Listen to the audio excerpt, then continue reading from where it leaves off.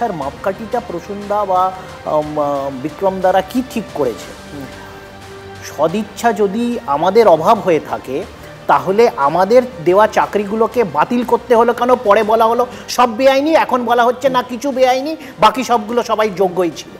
এখন বিষয়টা হচ্ছে এর মধ্যে রাজনীতির গন্ধ তো আসছেই বারবার। আমি তো তালিকা ধরে বলে দিলাম এইভাবে ওবিসি এসটি এটা হচ্ছে।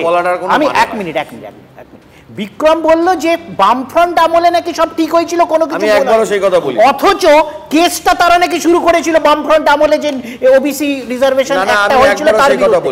তার মানে ভুলটা বামফ্রন্ট আমলে ইনহেরিট করা হয়েছে, এটা তো আগে স্বীকার করো।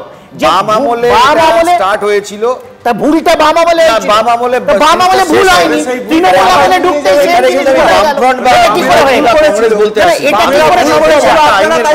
বাম আমলে ভুল শুরু হলো, সেটা তৃণমূল আমলে এসে বিনা চেঞ্জ হয়ে সেটা ভুল হয়ে গেল। বাম আমলে